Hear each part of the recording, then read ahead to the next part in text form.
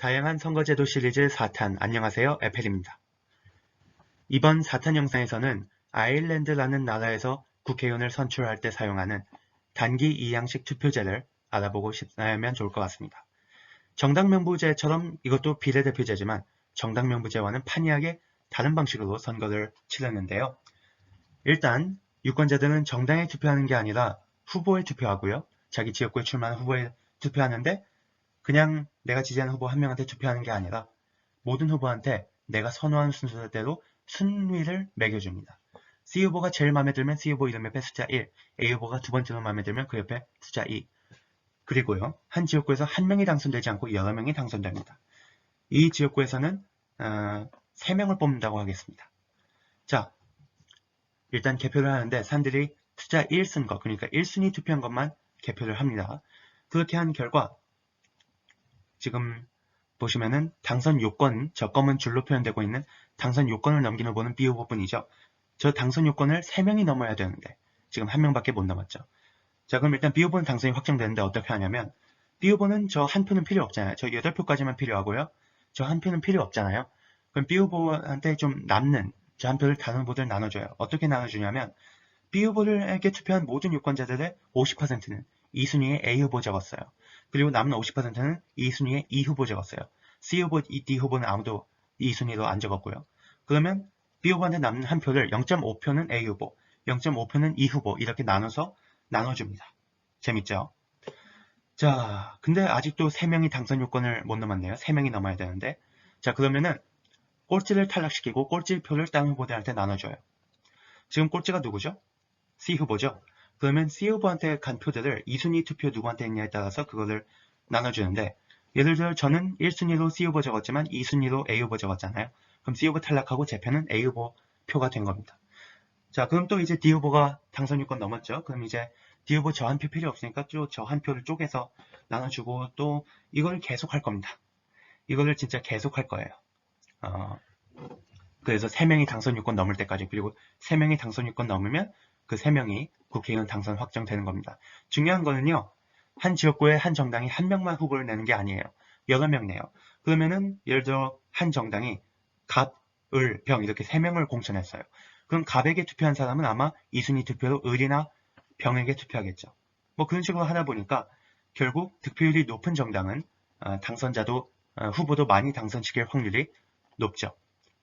자, 그렇게 하기 때문에 어쨌든 간에 결국에 가면은 정당별 득표율과 정당별 의석수 비율이 일치하게 됩니다. 그렇기 때문에 정당명부식 비례대표제와 똑같은 결과를 내는 것이죠. 그렇기 때문에 정당명부식 비례대표제가 단순다수제의 문제점 3개를 모두 해결했듯이 단기 양식 투표제도 단순다수제의 문제를 똑같은 이유로 3탄 영상에서 정당명부제가 저걸 해결하는 저 세 문제를 해결할 수 있는 똑같은 이유로 단기 양식 투표제도 해결합니다. 하지만 정당명부제는 저 세 문제는 해결하지만 국민이 직접 투표하지 않은 후보가 국회의원이 될 수 있다는 그 문제가 있었죠. 단기 양식 투표제는 그것마저 해결합니다. 국민이 직접 후보에게 투표하는 그런 선거 방식이니까요. 그렇다고 단기 양식 투표제는 완벽한 선거제도냐? 아니요. 만약에 내가 사는 지역구에 내가 지지하는 정당이 후보를 공천 안 했거나 후보를 한 명밖에 못 냈어요. 그러면 나는 정말 내가 지지하는 정당에 투표할 수 없는 거잖아요. 그렇기 때문에 유권자들이 정치의 목소리를 내는 것이 좀 어떻게 보면은 제약될 수 있다, 제한될 수 있다 이런 그런 문제점은 있죠. 자, 그렇게 해서 단순다수제, 절대다수제, 정당명부제, 단기 양식 투표제를 모두 마스터해서 다수제와 비례제를 4탄 영상, 4개의 영상에 걸쳐서 모두 알아봤는데 어떤가요? 놀랍게도 이 4개 다수제와 비례제를 다 알아봐도 모든 문제가 아무것도 없는 완벽한 선거제도는 없죠. 네, 없다는 것이 저의 의견입니다. 안타까운 일이죠. 자, 그렇게 세상에 완벽한 단일 선거제도는 없기 때문에 우리 대한민국은 하나의 선거제도가 완벽한 건 없다. 두 가지 선거제도를 섞어서 쓰자. 그래서 두 제도의 장점을 좀 둘 다 가져와 볼 수 있는 그런 제도를 쓰자 해가지고 국회의원의 84%는 다수제, 그 중에서도 단순 다수제로 선출하고 16%는 비례대표제, 그 중에서도 정당명부제, 그 중에서도 폐쇄형 명부제로 선출하는 것이죠.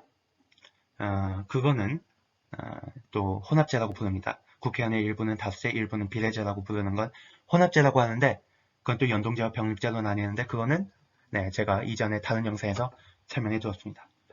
어떻게 이 4개의 이번 시리즈의 영상들과 제가 방금 추천드린 저 영상에서 5개의 영상을 다 보셨다면 이제 선거 제도라는 것에 대해 좀 더 별로 어려운 게 아니구나 이런 생각이 드셨을까요? 네, 드셨기를 바라봅니다. 정말 선거 제도라는 것은 매우 중요한 것이니까요. 이 영상들을 보시면서 어떤 선거 제도를 하는 게 가장 좋을까 이런 생각도 해보시고요. 그러시는데 도움이 됐다면 그것으로 저는 참 좋을 것 같습니다. 네, 도움이 됐길 바랍니다. 이번 시리즈 4개의 영상 모두 봐주셔서 정말 진심으로 감사드립니다. 채널 펠이었습니다. 감사합니다. 구독과 좋아요 꼭 눌러주세요. 네, 이것을 영상 진짜 마칩니다. 감사합니다.